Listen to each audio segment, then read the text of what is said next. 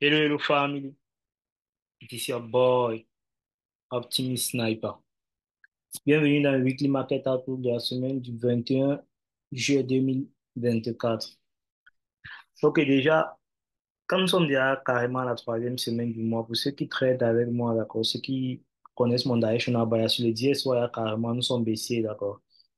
Et je tiens à vous noter que nous sommes entrés dans ce bullish order block-ci. On a eu à prendre le previous monthly high, le previous monthly low, d'accord. On a eu à prendre le previous monthly low. On garde on garde en vue quel niveau? On garde en vue le niveau psychologique 103,00, d'accord? C'est un bon niveau de support pour le prix. Mais actuellement, on vient de prendre le previous monthly low et la bougie du monthly time frame est clairement baissée actuellement. C'est pareil sur l'euro USD. Nous sommes déjà à la quatrième semaine. On entre dans la troisième semaine du mois. On est en train d'aller clôturer le mois. Donc, le directional bias du mois est déjà très clair, d'accord? Sur l'euro USD aussi, pareil, on a eu à prendre le previous monthly high et on est entré, les dernières bougies ici, là, d'accord. Pour ceux qui traitent à ICT, vous savez que la dernière bougie ici, c'est une zone d'order block. Donc, ça, c'est un monthly bearish order block. Donc, c'est carrément une zone de résistance là. Donc, on est en train de regarder comment le prix se comporte en lower time frame dans cette zone. Là, je tenais juste à vous rappeler le directional bias du monthly time frame. Maintenant, en weekly time frame ici, là, qu'est-ce qu'on peut voir en weekly time frame? Si j'enlève mes graphiques ici, qu'est-ce que vous voyez? Vous voyez clairement là que on a eu une prise de liquidité ici, là, d'accord? Il y avait une liquidité qui était laissée ici, là, les BSL, la liquidité de tous ceux qui ont vendu, des vendeurs, d'accord? Buy side liquidity, pour ceux qui veulent aussi prendre les ordres de buy stop. OK, la liquidité a été prise. Regardez la bougie, s'il y a eu une très bonne mèche, une bonne réjection. Maintenant, qu'est-ce que le prix fait? Dans un directional bias aussi, on voit carrément qu'il y a eu ce gap-ci. Donc, ce gap-ci, c'est ce que j'ai marqué ici. C'est la bonne zone de résistance, de support si le prix veut revenir ici, peut-être pour continuer une hausse, d'accord. Mais actuellement, on est ici. Qu'est-ce que je peux noter du point de vue du weekly time frame? Il y a cette zone-ci qui peut être comme une bonne zone de support. C'est un fair value gap. C'est ce qu'on appelle le fair value gap, le vide de l'utilité, d'accord. C'est une bonne zone de support pour le prix. Donc, on peut voir, pour un scénario du weekly time frame, par exemple, sur l'euro USD, on peut avoir quelque chose comme ça. Une ouverture comme ça sera très propre de voir ça comme ça en weekly time frame. Le prix ouvre, il descend au début de semaine, il vient entrer dans l'imbalance et il dégage en fin de semaine, d'accord, comme ça. Ça, c'est un très bon scénario sur l'euro USD. Si on regarde le DXY, qu'est-ce qu'on voit? Le DXY aussi, c'est pareil, mais par contre, ici, là, si on regarde sur l'euro USD, regardons un peu sur l'euro USD ici, vous voyez qu'on a même eu à prendre cette liquidité ici aussi. C'est vrai qu'on est dans cet order block-ci, mais il y a trop de liquidités aussi qui sont évidentes ici. Mais sur le DSY, le price action du DSY est un peu plus clair. Regardez, ici, si j'allais tous ces graphiques, si vous voyez que voici un bon order block ici. D'accord, voici un fair value gap.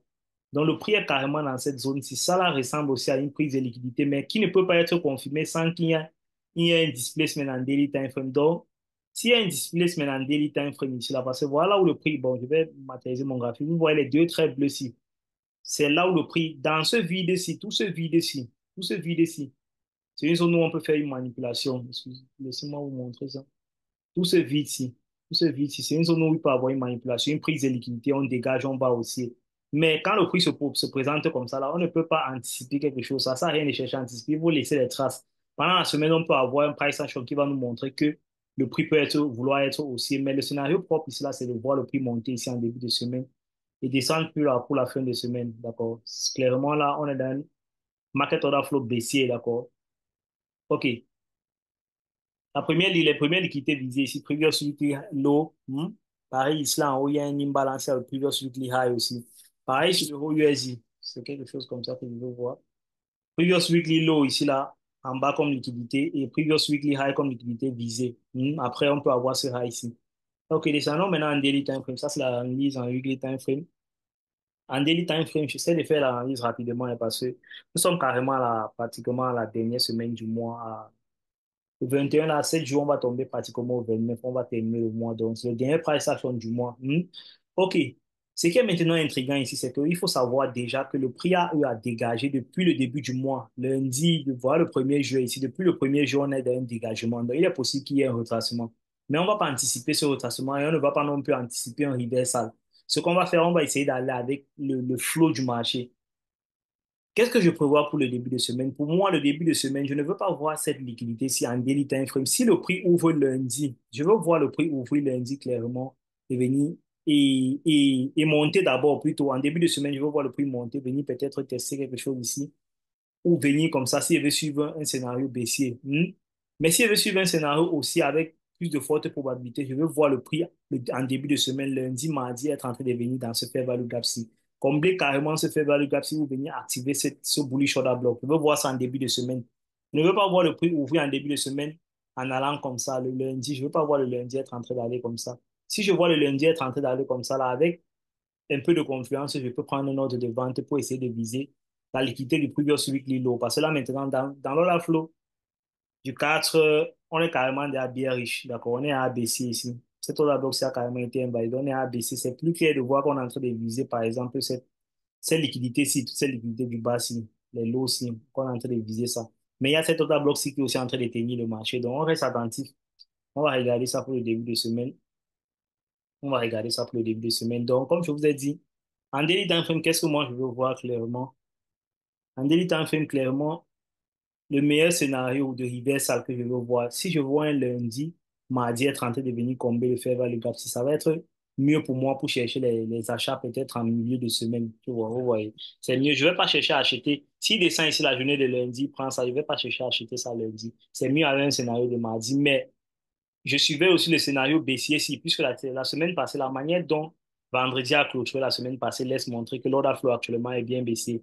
Donc, si on ouvre cette semaine, c'est en venant ici en haut, je peux opter pour une vente pour essayer de viser le previous weekly low, d'accord, et l'imbalance qui soit comblé, ce fair value gap-ci. C'est ce que je vais regarder.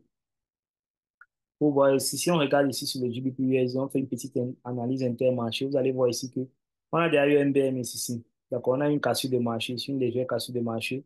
Sur l'autre USD, carrément, nous sommes baissés tous ces jours. Si on est dans un order bloc, un fair value gap qu'on est en train de combler, un ZDD baissier aussi, vous voyez que tout est là, tout est aligné là maintenant à la baisse, d'accord? Régulièrement, ce genre de mouvement puissant comme ça, là, le retourner, il faut avoir de très bonne confiance en higher time frame, c'est-à-dire en daily ou en weekly pour le retourner. C'est pas, il faut pas juste essayer de le retourner comme ça, il faut le retourner sagement. Vous voyez aussi. Par contre, aussi ici sur l'USI4, pour ceux qui traitent réellement l'analyse intermarché, vous devez voir que l'USI4 n'est pas aligné depuis avec le DSY, d'accord? Il est censé être corrélé positivement avec le DSY. Mais regardez tout ce mouvement-là de aussi. On ne voit pas encore ça sur le DSY. Vous voyez, carrément, le DSY était toujours baissier ici. Ça veut dire que le mouvement baissier actuellement sur le DSY n'est pas très sain, d'accord? Il n'est pas sponsorisé par les autres classes, d'autres actifs du marché. Ce sont les actifs corrélés. Si vous voulez avoir une distribution claire, il faut qu'il soit corrélé, il faut qu'il soit aligné. Pareil pour le gold, par exemple. L'or doit être corrélé négativement avec le DSY. Depuis un certain moment, l'or était haussier, vous voyez. Et le DSY est comment? Le DSY est baissé. C'est bon. Relation ici, celui qui a son micro.